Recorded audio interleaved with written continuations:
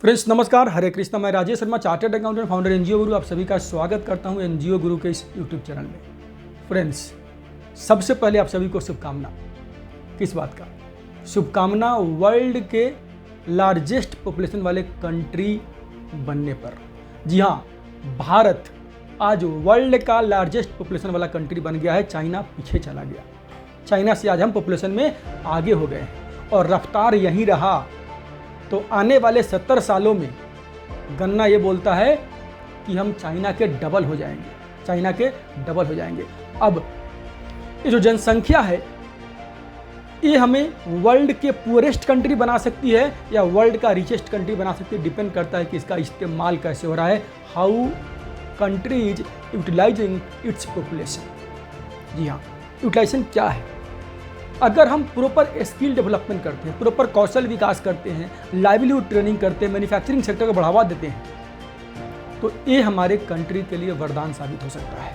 ये हमारे कंट्री के लिए वरदान साबित हो रहा है और होगा, और हम रिचेस्ट और हम विश्वगुरु बनेंगे। तो फ्रेंड्स, इसीलिए स्किल डेवलपमेंट, कौशल विकास has been focus of our government. चाहे आप इस सेंट्रल गवर्नमेंट की बात करें या कोई भी राज्य सरकार की बात करें, किसी भी डिपार्टमेंट की बात करें, मिनिस्ट्री की बात करें, हर जगह कौशल विकास पर फोकस है, हर जगह स्किल डेवलपमेंट पर फोकस किया गया है। और फ्रेंड्स, स्किल डेवलपमेंट पर फोकस मतलब एनजीओज के लिए, स्टार्टअप के लिए, सोशल एंटरप्राइज के लिए जो स्किल डेवलपमेंट में काम कर रहे हैं या करना चाहते हैं, उनके लिए बहुत अच्छा अवसर है, वेरी गुड अपॉर्चुनिटी। इसके साथ मैं हमेशा बोला करता हूँ फ्रेंड्स कि अगर आपको बहुत बड़ा काम करना है, बड़ा बनना है, तो आपको बाउंड्रीज ब्रेक करनी पड़ेगी। ये मत बोलिए कि मैंने अपने डिस्ट्रिक्ट में काम करूंगा सिर्फ, ये मत बोलिए कि मैं अपने स्टेट में काम करूंगा सिर्फ। ये पूरा भारत आपका है, पूरा वर्ल्ड आपका है।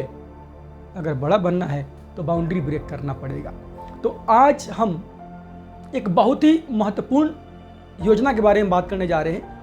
जी हाँ, पंजाब स्किल डेवलपमेंट मिशन में as a training partner empanelled होने का मौका मिला है। तो उसके बारे में डिटेल में बात करते हैं वीडियो का यहाँ से शुरुआत।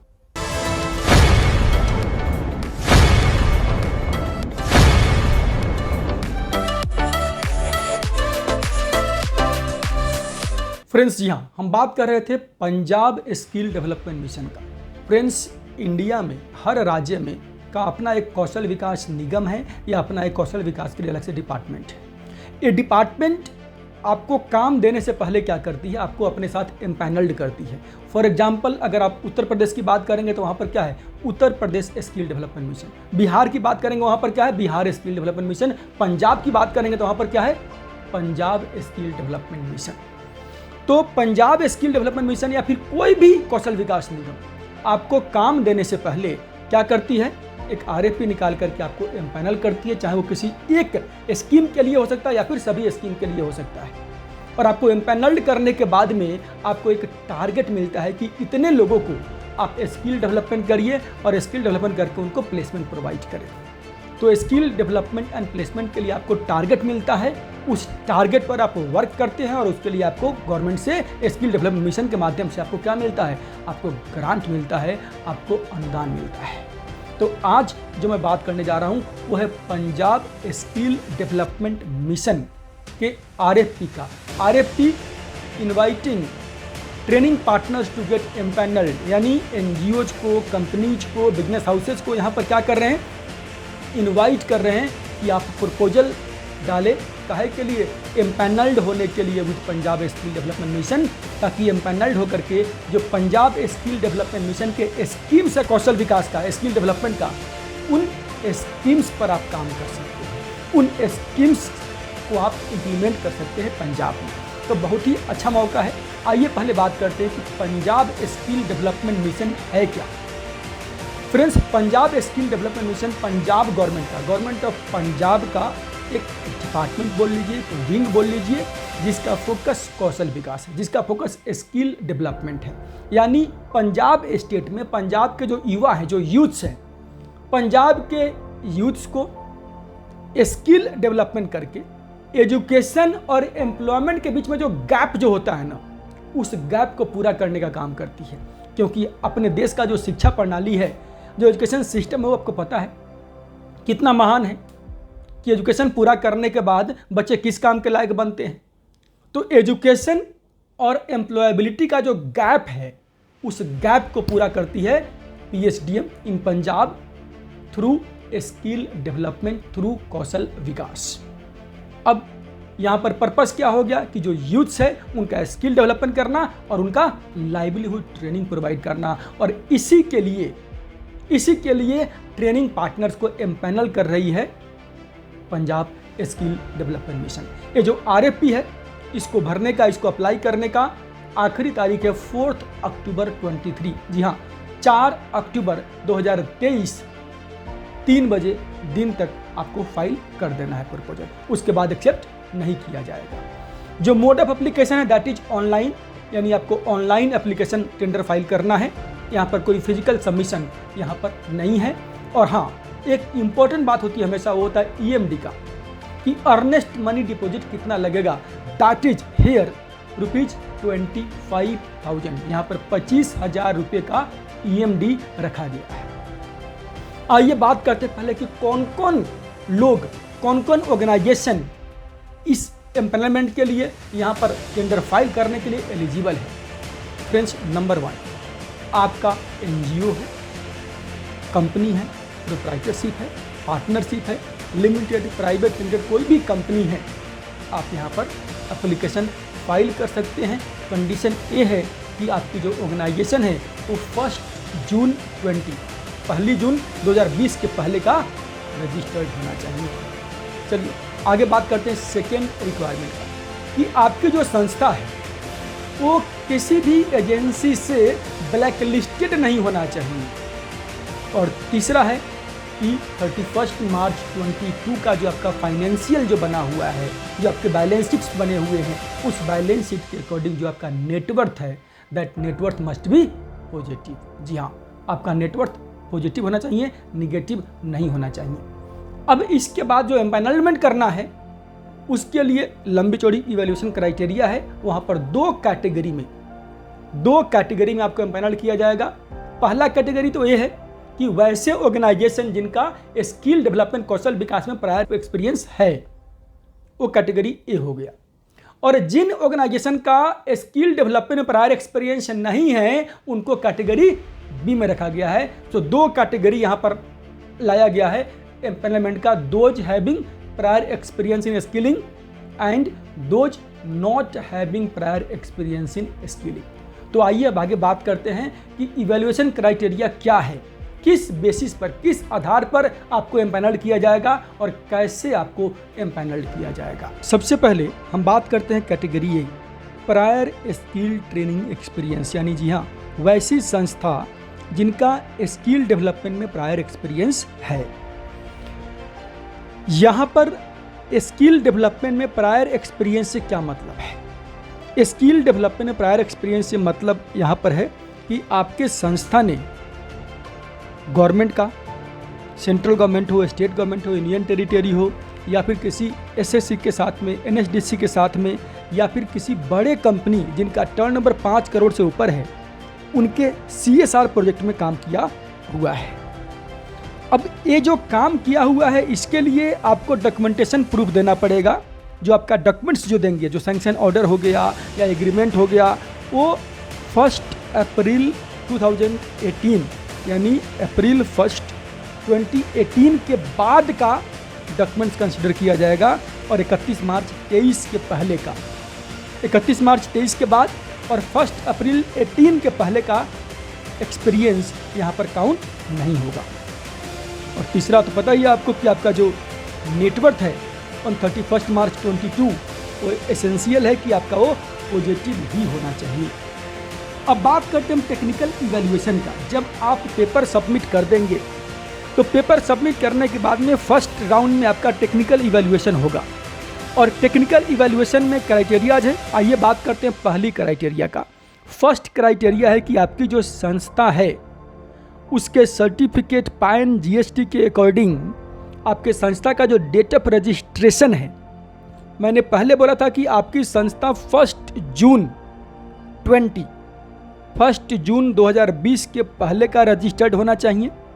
अब आपके संस्था का एज कितना हुआ, कितना पुराना आपका संस्था है, उसके बेस पर आपको मार्किंग दिया जा रहा है कि अगर आपकी संस्था 3 से 5 साल का है तो 2 नंबर मिलेगा, 5 से 7 साल का है तो 3 नंबर मिलेगा, और 7 से ऊपर का है तो आपको 5 मार्क्स मिलेगा। ऐसे ही सेकेंड रिक्वायरमेंट है कि आपके जो संस्था है, यानी प्रायर स्किलिंग वाले का हम बात कर रहे हैं, देखिएगा मैं बात उनका कर रहा हूं जिनका स्किल डेवलपमेंट में प्रायर एक्सपीरियंस है। तो ऐसे संस्था के लिए जो minimum average annual average turnover रखा गया है पिछले 5 सालों में से किसी भी 3 साल को लेकर के कम से कम 50 लाख रुपए का, 50 लाख का आपका एनुअल एवरेज टर्नओवर होना चाहिए। और अगर आपका एनुअल एवरेज टर्नओवर 50 से 75 है, 50 टू 75 तो 5 मार्क्स मिलेगा, 75 टू 1 है तो 7 मार्क्स मिलेगा, और 1 प्लस है तो आपको 10 मार्क्स मिलेगा। आइए बात करते हैं क्राइटेरिया नंबर 3 का। और क्राइटेरिया नंबर 3 है आपका कि आपके संस्था का जो स्किल डेवलपमेंट में एक्सपीरियंस है, वो एक्सपीरियंस जो है 1 to 2 ईयर का है तो 2 मार्क्स, 2 to 3 ईयर्स का है तो 3 मार्क्स, और 3 प्लस का है तो आपको 5 मार्क्स मिलेगा यहाँ पर। अब बात करते हैं 4th रिक्वायरमेंट है कि आपके संस्था ने कितने बच्चों को ट्रेंड किया हुआ है। अगर आपकी ट्रेनिंग नंबर 100 to 250 का है तो 2 नंबर मिलेगा, 250 से 500 का है तो 3 नंबर मिलेगा, और 500 से ऊपर है तो आपको 5 मार्क्स मिलेगा।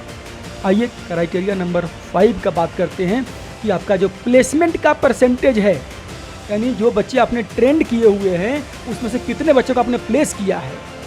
अगर प्लेसमेंट परसेंटेज 50 to 60% है तो 2 नंबर, 60 to 70 तो 3 नंबर मिलेगा, और 70 प्लस है तो आपको 5 मार्क्स यहाँ पर मिल जाएंगे।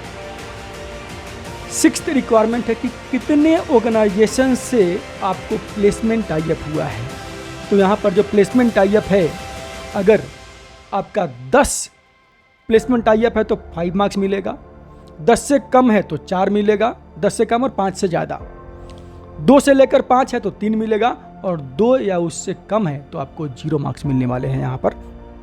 आइए बात करते हैं 7th क्राइटेरिया का कि आपका अगर ट्रेनिंग सेंटर अपना है, owned and leased training centre है तो 5 मार्क्स मिलेंगे, अगर रेंटेड है तो आपको 3 मार्क्स मिलने वाले हैं। इसके बाद जो 8th क्राइटेरिया है, जो लास्ट क्राइटेरिया यहाँ पर है कि आपका ट्रेनर्स का अवेलेबिलिटी। अगर आपके संस्था के पास ट्रेनर है या नहीं है तो 0 मार्क्स हो गया।